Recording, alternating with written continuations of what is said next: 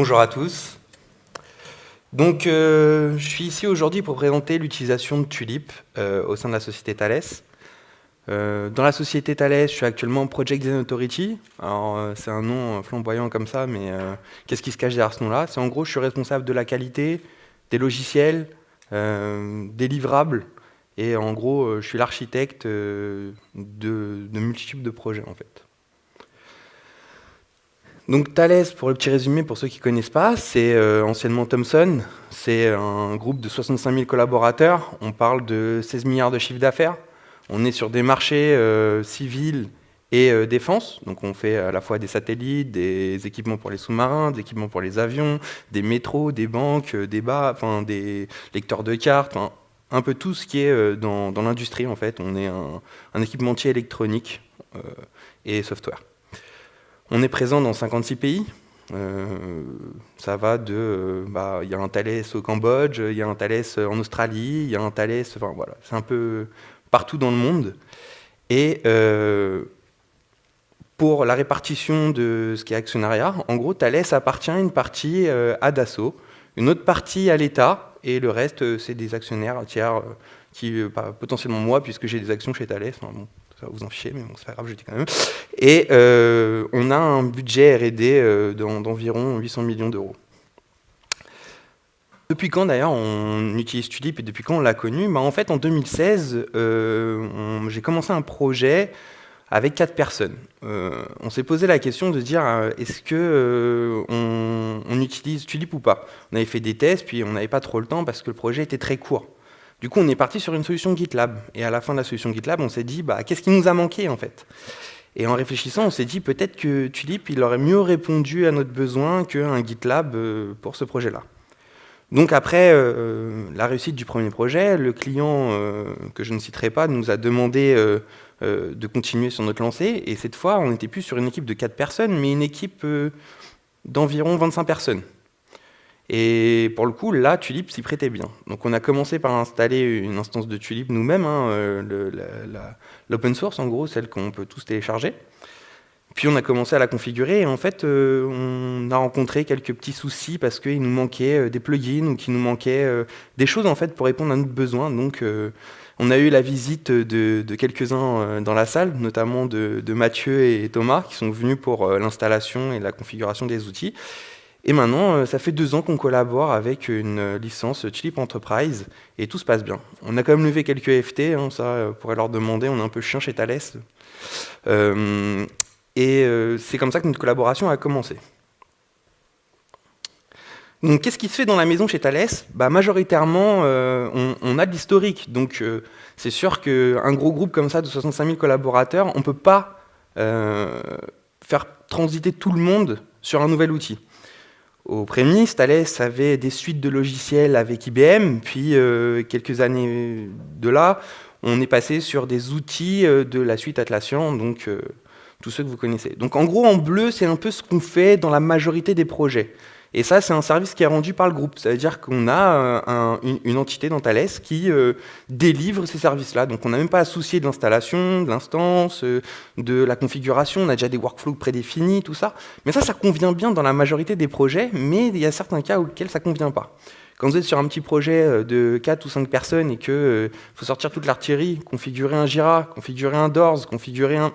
ça fait beaucoup pour quelques mois de développement. Et surtout, on n'a pas envie de se casser les pieds avec tout le bulldozer qui est derrière. Donc, on a le choix sur les projets avec les différents outils du marché. Donc, pour les plus petits projets, on va retrouver le GitLab, du Redmine, du Mantis. Ça va dépendre du type de projet que vous voulez. Mais ça, on est assez libre puisqu'on commence à être en dehors du scope de Thales. En tout cas, de ce qu'il est capable de fournir en tant que service. Et un des points essentiels chez Thales, comme je vous l'ai dit, on fait beaucoup de systèmes de défense. Donc, on va avoir des niveaux de confidentialité assez élevés.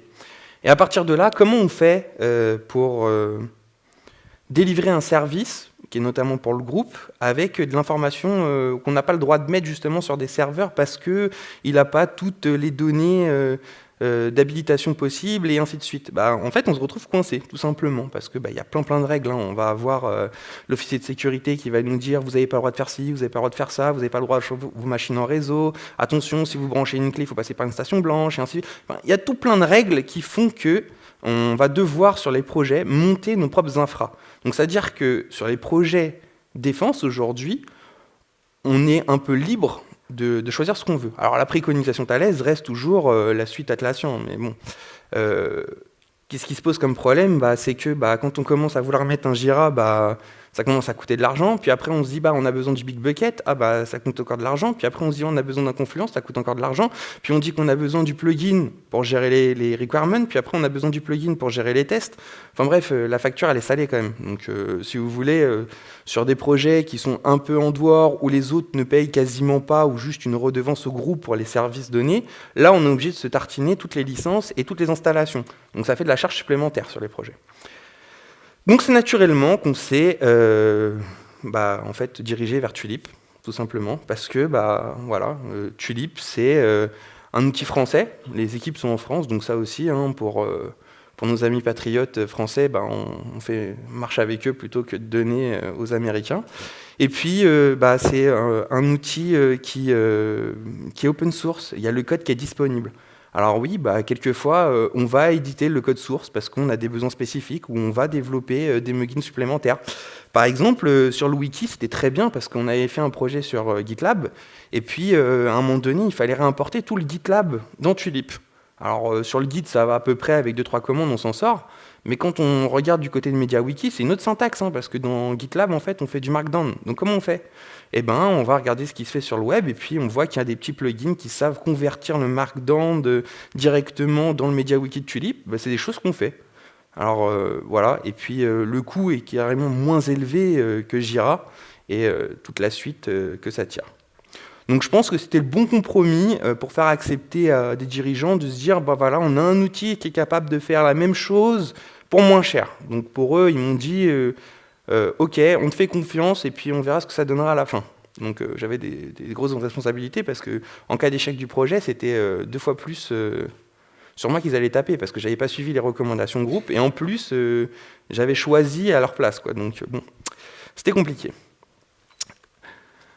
Comment on est organisé? Sur le projet, on va se retrouver avec 6 projets à gérer en même temps, avec des équipes qui vont être un peu hétéroclites. Hein. On va retrouver des équipes avec 10-12 développeurs, une équipe avec des intégrateurs, des ingé DevOps qui vont mettre en place les nouveaux outils, qui vont mettre en place les plugins, qui vont mettre en place le CI/CD, qui vont mettre en place les scénarios de test automatiques, les résultats de test, et ainsi de suite. On va avoir aussi une team sécurité, oui, parce que Thales est actuellement leader mondial de la cybersécurité. Donc, on intègre des équipes sécurité directement dans nos équipes. Donc là, on a une équipe de 6 ingénieurs sécurité sur nos projets, puisqu'on fait des systèmes sécurisés pour différents clients. Et puis, on va retrouver nos équipes de testeurs. Donc tout ça, il faut les orchestrer autour d'un outil. Il faut que derrière, les équipes se rencontrent à un moment donné, parce que s'ils continuent à partir chacun dans leur coin, on sait très bien ce que ça donne, c'est qu'à la fin du projet, ça fait le Big Bang, et puis la version elle est ratée, le client il n'est pas content, et puis pour retrouver le suivi de qui a fait quoi, c'est compliqué. Donc l'équipe de développeurs, eux, vont travailler en Scrum, donc en agilité, puisque 80% de nos projets chez Thales sont faits en agilité. On est un des grands acteurs sur ce changement-là depuis ces dernières années. Donc naturellement, nos équipes de développement vont travailler en Scrum. Et pour le reste des équipes, on a longtemps hésité, surtout pour les équipes Sécu. Pourquoi? Parce qu'au début, quand on les a fait travailler en Kanban, en fait, on s'apercevait qu'ils n'étaient pas au rendez-vous pendant les releases des devs. Donc à un moment donné, on s'est dit, on va vous faire travailler en agilité. Mais pour définir la user story de Sécu, c'est déjà un peu plus compliqué à chiffrer parce que des fois, on tire le pedon d'or, quoi. C'est-à-dire que on se retrouve à faire des choses et puis à revenir dessus. La solution choisie, c'était pas la bonne. Un exemple, par exemple, on choisit de mettre des cartes à puce, puis les cartes à puce, on s'aperçoit que le driver, il n'est pas compatible avec tel type d'équipement, oui, parce qu'on fait pas que du logiciel, on fait les équipements aussi. Et puis derrière, on s'aperçoit que c'est pas compatible avec notre logiciel, et ainsi de suite. Et, en fait, ils sont dans le perpétuel changement. Donc pour pallier à ça, ce qu'on s'est dit, c'est qu'on allait les faire travailler en agile, mais sur des rythmes différents. Les développeurs vont avoir une release toutes les 2 semaines, donc une livraison toutes les 2 semaines, alors que les sécu, puisqu'ils n'étaient pas au rendez-vous, eux vont avoir une release toutes les 4 semaines. C'est-à-dire qu'on va merger le code applicatif de 2 releases et le code sécurisé, en tout cas la sécurisation périmétrique des serveurs, des équipements, tout ça, au rendez-vous après 2 releases de soft. Ça, c'est la petite particularité. Et là, ça convenait mieux parce que on arrivait à faire des choses au rendez-vous et ça évite d'avoir le Big Bang à la fin du projet. Les personnes se rencontraient à ce moment-là pour faire l'intégration des 2 outils, en fait, de la sécurité et du soft, et ça se passait plutôt bien. Donc ça, on est resté sur ce rythme-là. Donc on est à peu près, chez les devs de mémoire, on est à une 15aine de sprints réalisés. Et chez les sécu, du coup, on est à peu près 2 fois moins en termes de Kanban. Donc je vous le dis tout de suite, vous ne verrez pas de screenshot de notre instance Tulip pour des questions de confidentialité. Donc ça, c'est la petite particularité. Par contre, on va vous expliquer comment on s'en sert. Derrière nos équipes de testeurs, eux, ils avaient un besoin parce qu'ils connaissaient bien des outils de test faits maison où directement ils ont leur fiche de test dans l'outil, ils cliquent et puis derrière ça lit aux exigences et puis derrière ça écrit la fiche de test, ça ouvre le FT, tout ça. Et en fait, il a fallu retrouver un petit peu ce modèle-là à travers Tulip. Alors pour ceux qui ne connaissent pas, il y a eu l'outil Tulip Test Management qui est sorti, vous avez entendu parler déjà ce matin. Et en fait, il répondait pile poil aux besoins. Parce que on avait ce moyen de mettre les fiches de test dans un outil. Comment les projets Tulip sont organisés ? On va retrouver un project dédié aux équipes de dev, un project dédié aux équipes d'ISIV, une équipe d'intégration et une équipe de validation. Donc chacun va avoir leur projet. Sachant que tout le monde va avoir la visibilité sur les projets, mais pas la visibilité de modifier les projets. Seulement les administrateurs vont pouvoir le faire. Et en fait, on a aussi une grosse contrainte, c'est que quand on travaille avec l'État, l'État nous demande de livrer des documents papier. En fait, des bons vieux Word à imprimer qui font 5000 pages parce qu'il y a 600 fiches de test dedans. Il a fallu trouver un moyen de comment on fait pour partir à partir du papier, le mettre dans l'outil et à partir de l'outil refaire du papier. Donc là-dessus, j'ai eu quelques axes de réflexion et Tulip, il avait la possibilité de le faire grâce à l'API REST. Donc je ne sais pas si ça vous parle, en tout cas pour les techniques. L'API REST, ça a été génial pour nous puisque ça répondait à notre use case parce que en fait, on pouvait directement extraire les informations des trackers qui sont normalement consultables en ligne, sachant que nos clients, ils n'ont pas forcément accès à nos réseaux puisque c'est des réseaux classifiés. Donc, on était capable d'extraire les données et d'en refaire des documents papier. Ça, c'était le gros plus et c'était l'étape indispensable pour nous pour travailler avec Tulip. Et derrière, il a fallu se donner un ordre d'idée, c'est-à-dire qui va porter la responsabilité des requirements. Donc on sait, les plus assidus, c'est pas les devs, mais c'est souvent les ingés système, IV, tout ça. Donc on s'est dit, c'est eux qui vont porter responsabilité, ils ont l'habitude de rédiger, donc c'est eux qui vont avoir ce tracker-là à leur charge. Et c'est eux aussi qui vont avoir le tracker de test global à la fin à leur charge. Donc tout va se passer chez eux, à la fois l'amont et le final. Mais on va tirer les dépendances de toutes les autres équipes à partir de ce tracker-là. Donc ça veut dire que les équipes agiles, eux, quand ils définissent leur backlog et leur user story, ils vont tirer les requirements qui ont été définis dans le projet des ingénieurs validation. C'est-à-dire qu'on va retrouver que tel requirement est linké à tel user story. Et avec le graphe des dépendances, je vous assure que ça évite de perdre du temps. Quand on doit rechercher dans l'outil pour avoir la traçabilité complète du projet et de se dire qu'on a tel user story et en fait elle tire quoi comme requirement, ça veut dire c'est quoi par rapport à ma spec ? Ah ouais, effectivement, elle n'en tire pas qu'une. Là, c'est une user story qui répond à peut-être 15 exigences de spécification. Oui, parce qu'en fait, c'est une partie de la story qui répond à plusieurs exigences. Donc, il a fallu trouver un outil qui le fasse et qui soit global, en fait, un peu transverse. Et pour ça, en fait, Tulip avait quelques atouts pour résoudre nos problèmes. Déjà, il y avait la permission sur les champs. Oui, parce que j'ai pas envie qu'un IV il vienne modifier les user story d'un dev, et j'ai pas envie qu'un dev il vienne modifier l'aspect pour que ça l'arrange ou changer le test parce que ça l'arrange aussi. Il fallait que ça ce soit clair et net, qu'il puisse pas le faire, parce qu'on les connaît, c'est possible. Donc, ouais, je vois, ça fait rigoler les gens. On sait, on peut changer la réalité, mais moi, je voulais pas. Donc, déjà, ça, de pouvoir, sur les trackers et sur les champs, donner des droits aux utilisateurs, c'était quelque chose qui était indispensable pour moi. Donc, on s'en est beaucoup servi. Bon, des fois, c'est sûr que bah, ça râle un petit peu en me disant, je peux pas faire ci, je peux pas faire ça, mais en fait, c'est voulu. Hein. On veut pas qu'ils se mettent à modifier les trackers à la volée. Derrière, il y a ce qu'on appelle TQL. Donc, c'est le jeu de mots du teckel hein, chez Tulip. L'année dernière, ils ont fait une présentation là-dessus. C'est le chien. Et en fait, c'est leur langage qui ressemble à du SQL et qui permet de faire des requêtes. Et puisque on fait du multitracker, bah, on va se servir de toute la puissance de Tulip au niveau des références. C'est-à-dire que nous, on va tout croiser.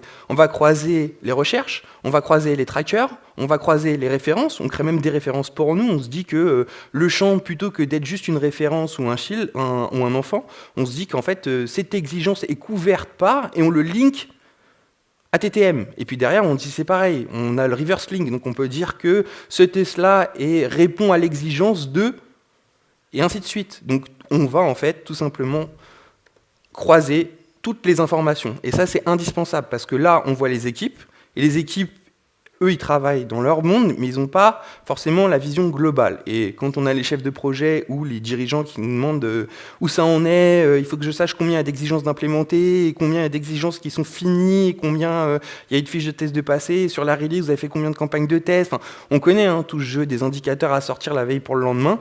Eh ben, je peux vous assurer qu'avec Tulip et le TQL, bah, ça va vite en fait, hein, parce que j'en ai 2-3 comme ça dans les équipes. Hein, quand on amène le DevOps au sein de l'entreprise et qu'on essaye de changer les habitudes, ce qui est compliqué à faire, c'est emmener tout le monde avec nous. On a toujours des réfractaires, hein, on a toujours qui disent « Ah, c'était mieux avant ». Ah bah oui, c'était mieux avant. Puis il y en a qui disent « C'est mieux maintenant ». Donc comment on fait pour les emmener? Eh ben, moi je dis, on le fait par l'exemple. Bah ok, je demande aux équipes de dev, sortez-moi les indicateurs. Bah, ils me sortent les indicateurs instantanément grâce à Tulip. Puis les ingé validations, je dis, je peux savoir combien il y a de fiches de test qui sont finies?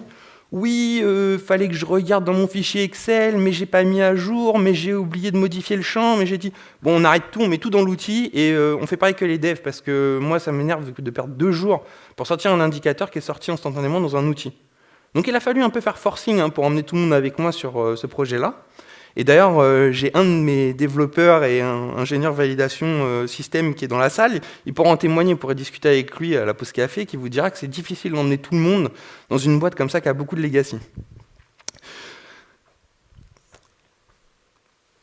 Donc les développeurs ont environ une dizaine de repositories Git, avec différentes branches. La MCO pour le maintien en conditions opérationnelles, pour les nouveaux devs, pour les librairies, pour des librairies de tests, pour des librairies... Enfin bref, ils ont une dizaine de gestion de Git avec, bien sûr, la gestion des commits, puisque dans Tulip, lorsqu'on commit sous Git, on est capable, grâce au petit tag, de mettre par exemple dièse art et puis le numéro de l'artefact, et puis on est capable de retrouver le lien directement depuis le Git. Donc ça aussi c'est intéressant parce que vu que je tire toutes les dépendances, comme ça dans la version que je prends en release, je suis capable de tirer tout mon VDD, donc mon version description development, ça veut dire en gros je suis capable de dire dans cette version-là, il y a tel user story qui a été pris en compte et puis à partir de là je peux vérifier si elle a été testée ou pas. C'est quand même génial, hein. J'ai rien à faire et ça le fait tout seul. Ils vont utiliser le Scrum Tracker, puisqu'on travaille en agilité principalement chez les devs, avec toutes les cérémonies qui s'ensuivent, le daily meeting, les retex. D'ailleurs, le wiki, c'est un bon espace de stockage pour toutes les bonnes pratiques de l'agilité, puisque là, chez les devs, on a quand même une 50aine de pages. Alors, entre les cérémonies agiles qu'on stocke, les users de telle librairie, comment on l'utilise, de comment on configure l'IDE, de comment on configure ceci, comment on configure cela, ça fait quand même un wiki qui commence à être bien fourni chez les devs. Après, va y avoir aussi TTM. Alors, c'est moins utilisé chez les devs, mais quand on leur demande, ils le font. C'est pour leur definition of done. C'est-à-dire, en gros, quand ils ont fini d'implémenter une user story, moi, je veux qu'ils testent. Je veux qu'ils fassent leur test d'acceptation en fait, de la user story. Donc, on va utiliser TTM pour le faire. Et on va traquer dedans, est-ce que la definition of done a été respectée ou pas. Pour l'équipe DevOps, bah, du coup, dedans, il y aura un repository. Qu'est-ce que c'est ce repository-là? Bah, c'est en fait toutes les fichiers de configuration d'une Jenkins, toutes les fichiers de conf en fait, qu'on peut avoir, des Ansible, des Sikuli, des machins. Enfin, voilà, c'est toute leur configuration à eux. Eux, ils marchent sous forme de Kanban, hein, comme un peu Thomas ce matin vous expliquait. On ouvre des tickets chez eux, on leur dit on a cassé la prod, le staging ne marche plus, le déploiement ça marche pas, les tests ne marchent plus. Enfin, on ouvre les tickets et eux, ils résolvent les tickets. Donc ça permet de leur demander de résoudre des problèmes ou d'implémenter des nouveaux outils.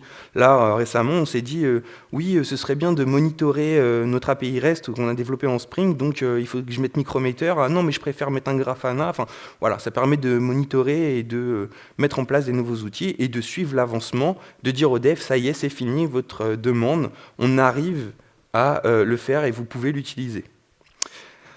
Eux, c'est pareil, ils vont avoir une dizaine de pages wiki, c'est plutôt pour la gestion de configuration des serveurs ou plutôt pour les petits tips de notre plateforme, on l'a mise comme ça, donc on met ça au cas où il y a quelqu'un qui doit reprendre. Pour la team sécu, on va avoir 2 repositories Git. Ça, c'est principalement des scripts de PowerShell ou des scripts de sécurité, des scripts Ansible qui vont venir configurer les machines pour les sécuriser, faire tout ce qui est sécurisation périmétrique.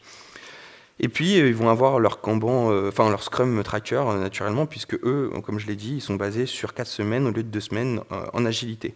Alors, je vous assure que chez eux, les graphes, les burn up et les burn down, c'est un peu catastrophique parce que ils sont pas très assidus, hein, les sécu. C'est souvent, vous savez, le prototype du mec qui fait le truc au dernier moment et puis il dit ah ça y est j'ai fini. Ouais, ça aurait été cool que j'ai l'avancement en fait en temps réel de où t'en es. Et quand tu vas le voir en milieu de semaine, que tu lui dis bon ça en est où? Ah je sais pas trop. Je pense que j'ai bientôt fini. Puis bon, on verra la semaine prochaine. Ah, ok, c'est bien, je sais vachement où t'en es. Donc bon, le graphe, du coup, il est inexploitable pour les sécu, mais au moins, il a le mérite d'exister. Pour la team validation, eux, c'est les plus assidus, on va dire. C'est-à-dire que eux, ils vont avoir leur Kanban avec leur tâche qui dit « Je dois passer tel scénario de test, je dois configurer telle machine, je dois écrire telle documentation, je dois faire ceci, je dois faire cela. » Et puis, c'est nickel. Hein. Là, on a l'avancement, c'est hyper droit. Et c'est là où on voit la différence de profil. Hein. Alors là, l'outil, il n'y a rien à leur reprocher. On sait exactement où ils en sont. On sait exactement ce qu'ils ont à faire. Tout est tracé. Même trop, des fois, je dirais. Mais bon. Et c'est pareil, ils vont avoir tout ce qui est le tracker de spécification, les requirements, qu'ils vont devoir mettre à jour et maintenir.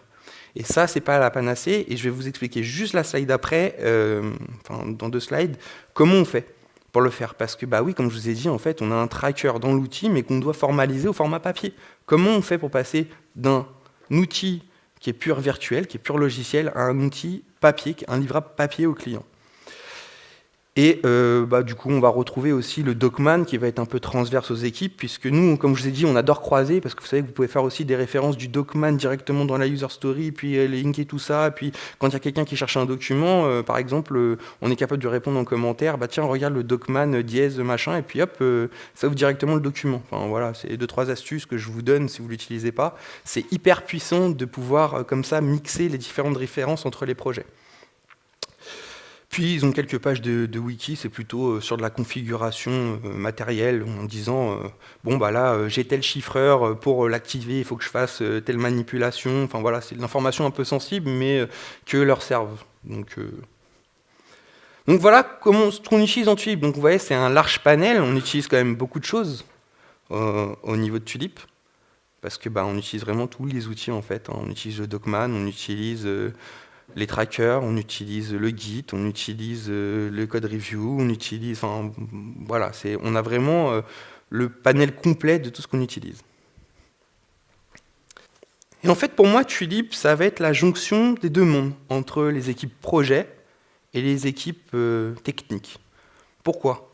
Parce que, en fait, tout va être porté par les équipes techniques, c'est-à-dire tout ce qui est spécification avec la SRS, l'ISS, l'ICD, toutes les acronymes qu'on rencontre, hein, les interfaces description, les exigences, tout. Les tests, on va retrouver du coup nos fiches de test, nos tests unitaires. On va retrouver toute la traçabilité du projet, c'est-à-dire que demain j'ai un audit et quelqu'un qui vient me dire cette exigence-là, elle est respectée par quelle user story? Moi je clique dans l'outil, j'ai la référence de tout ce que ça tient, donc il n'y a pas de souci, vous pouvez venir regarder, c'est propre. Puis suivre l'avancement des sprints, des releases, ça aussi c'est intéressant, parce que quand on a des réunions avec les chefs de projet hebdomadaires ou mensuels et qu'on nous demande bon ça en est où, on peut dire voilà on a fait tant de points dans tant de releases, on en est à la moitié des exigences et ainsi de suite, donc ça permet de sortir des métriques relativement rapides. Et suivre aussi en continu tout ce qui est MCO, comme je vous ai dit, c'est les FT qui arrivent au fil de l'eau. Parce que oui, effectivement, nous, on reçoit des fois des appels des clients qui disent ça marche pas, j'ai ça qui marche pas, tout ça, et ça permet de le traquer directement dans Tulip, et du coup, ne pas perdre l'information. Puis la documentation avec Docman, où on va gérer la configuration, ça aussi c'est quelque chose qui a eu du mal à rentrer dans les mœurs chez nous, parce qu'on a différents outils, on a déjà un outil maison qui le fait pour les audits, lorsqu'on vient pour des qualifications, qu'on nous dit il faut que je retrouve le document contractuel, mais les développeurs ils n'ont pas accès à cet outil-là, donc ça veut dire que c'est au chef de projet qui le fait, mais le chef de projet il n'a pas le temps, du coup il ne le fait pas, et après on perd l'information. Donc là c'était réglé, tout était dans l'instance Tulip, tout est mis dedans, tout est tracé. Et puis ça évite le fichier Word qui porte le nom de version 1, version All, de version 2, version Raphaël, version machin. Enfin voilà, ça règle des problématiques comme ça. Là au moins, il a été modifié, il est mis en gconf. Je connais la version de mon document et je suis capable de dire si je l'approuve ou si je l'approuve pas. Puis pour le wiki, c'est la mine d'informations. C'est génial parce que en fait, ça permet l'échange. C'est tout simplement la capitalisation. Si on revient sur les termes du DevOps, il y a un des trucs, c'est la collaboration et le partage. Donc Tulip porte pour moi ces valeurs-là, parce que dedans, il répond à plusieurs piliers du DevOps. Donc maintenant, on vient à la partie intéressante où mon collaborateur qui est dans la salle pourra vous en parler tout à l'heure sur comment il a fait sur les aspects techniques, où en fait, Tulip, c'est notre point d'entrée, c'est-à-dire qu'on est capable de renseigner tous les champs dedans, et derrière, il fallait trouver un moyen d'exporter tout ça sous un format CSV, donc Tulip le fait, mais il ne sort pas tous les liens, ou directement d'attaquer l'API REST. Donc on a fait plusieurs G. La première fois, on a fait en CSV, la deuxième fois, on l'a fait avec l'API REST. Derrière, on va avoir des petits scripts Visual Basic qui vont venir, à partir de ces documents extraits, ou ces informations extraits, venir mettre ces informations directement en forme dans un document Word. Et pour ne pas perdre la traçabilité quand le client va recevoir le document et modifier ça à la volée parce que lui, il n'a pas accès au Tulip, et en fait, on a gardé là, les numéros d'artefacts, puisque les numéros d'artefacts, c'est des ID uniques dans Tulip. Donc en fait, on les a mis en signé caché. Ça veut dire qu'à chaque exigence, on rajoute un signé avec le numéro d'artefact. Donc, quand mon client il modifie directement la phrase, moi j'ai plus qu'à réinjecter toute la moulinette et Tulip me dit ah bah voilà c'est bon, il y a ce champ-là qui a été modifié. Et moi je récupère juste la modif à partir du client. Ça m'évite de repasser le document qui fait 5000 pages et perdre du temps là-dessus. Puisque c'est fait de façon automatique et on peut le faire dans les deux sens. Puisque une fois que j'ai livré ça à mon client il a des remarques. Et il me renvoie le document Word avec toutes ces modifications. Et du coup je récupère tout, je le repasse dans la moulinette dans le sens inverse et je réinjecte tout dans Tulip. Donc mon Tulip est à jour. La boucle est bouclée. Pour tout ce qui est résultats, en gros, moi je voulais, c'était absolument éliminer tous les petits fichiers Excel, parce qu'entre chaque chef de projet, entre celui de la sécu, celui des devs, celui des IV, celui des machins, il ne fait jamais le même graphe. Donc je voulais un truc qui rationalise tout. Donc là c'était bien, parce que dans l'outil, on peut sortir les métriques, et il y a des graphes qui sont autogénérés, donc ça permet de mettre tout le monde d'accord sur le niveau d'exploitabilité des données. Pareil, une meilleure gestion des incidents, ça veut dire que ça évite que le FT qui a été mis dans le fichier Excel mais qui a oublié d'être modifié à la dernière réunion, là au moins c'est mis dans l'outil, j'ai l'information directement de ce qu'il y a à faire et puis de où ça en est. Puis derrière, il va y avoir la génération automatique des indicateurs. Donc là aussi, mon ingé qui est dans la salle, il a fait des petites moulinettes qui permettent directement d'attaquer l'API REST et de savoir quel FT nous a posé le plus problème, ou de savoir est-ce que du coup l'exigence est complète ou pas. Parce que si j'ai une exigence mais que j'ai 4 tests de passé, est-ce que je la considère comme complète ou je la considère seulement faite à 80% ou faire des choses comme ça. Du coup, ça nous permet de générer des métriques directement grâce à Tulip, en sachant pour avoir notre avancement ou notre taux de couverture d'exigence test. Et puis, le wiki et le Docman, comme je vous ai dit, la version history, pour moi, c'était quelque chose d'indispensable. Et le wiki, de pousser les développeurs et de pousser les équipes à mettre le plus possible d'informations dans le wiki, parce que c'est capital. Chez Thales, on ne fait pas des projets from scratch où dans 2 ans, ils disparaissent. Quand on signe des contrats avec nos amis la DGA qui sont dans la salle ou nos différents clients, on fait des contrats sur 25 ans, 30 ans. Donc vous imaginez bien que l'information, elle se perd. Il y a du turnover dans les sociétés, les gens changent. Là, au moins, ils sont dans l'outil et dans le projet, je n'ai pas de risque de perdre cette information-là. Pour aller plus loin, je dirais que Tulip, il ne lui manque pas grand-chose pour nous faciliter la vie. Comme je vous ai dit, puisque nous, en fait, on fait beaucoup de fiches de test, on a des fiches de test qui font des fois presque 200 pas de test. Et aujourd'hui, dans l'outil, il y a une petite limitation dans TTM, c'est que c'est bloqué à 99. bon, on est obligé de splitter notre test en deux, ça nous complexifie la vie, et ainsi de suite. Donc, c'est des choses qui sont pas grand-chose, mais qui nous embêtent un petit peu. Puis, c'est pareil, la possibilité d'ordonner les pas de test, c'est quelque chose qui nous manque, parce que là, on est obligé de faire des procédures lourdes, puisqu'on a automatisé tout ça. Quand le pas de test, le client il a modifié l'ordre, en fait, on est obligé de supprimer le test dans Tulip pour en recréer un avec le bon ordre. Donc ok, c'est automatique, ça ne prend pas beaucoup de temps, mais bon, ça nous complexifie la vie, quoi, en termes de maintien de cette moulinette et de cette fonctionnalité qu'on a développée. Enfin, pour aller plus loin, puisqu'on a toute une usine logicielle et de prédéploiement et de déploiement et de tests au niveau unitaire, intégration, test automatique, visuel, tout ça, moi j'aimerais bien remonter toutes ces informations dans Tulip. Aujourd'hui, il donne la possibilité de remonter les tests unitaires. Mais j'ai des tests qui sont un peu plus complexes, par exemple les tests directement Postman sur mon API REST ou les tests Sikuli, ça veut dire en gros j'ai des IHM qui se lancent sur des VM vagrantes et je viens tester dessus automatiquement et à la fin j'ai mon rapport de test. J'aimerais bien le mettre aussi dans Tulip, donc ça je sais pas trop encore comment le faire, mais bon je discute largement avec Manu ou Laurent ou avec les équipes pour échanger sur ce genre de sujet. Et puis enfin, dernière news moi qui m'a beaucoup plu, c'est l'utilisation de Git LFS. Bah oui, parce qu'en fait, comme je vous ai dit, j'ai des tests à partir de capture d'écran, de boutons de mon application, parce que c'est des applications lourdes en fait, c'est des systèmes complets qu'on livre. Donc c'est bien, je peux faire un test Karma ou un test Protractor quand c'est juste une IHM web, mais quand c'est plusieurs exés ou c'est plusieurs systèmes, un coup un Python, un en Java, un en C qui communiquent ensemble, faut un test fonctionnel, c'est-à-dire un humain derrière qui va devoir se loguer, se déloguer, venir cliquer ici, venir cliquer là. Et en fait, toutes ces images-là, aujourd'hui, je suis obligé de les stocker à part de mon développement de CCNAO de test.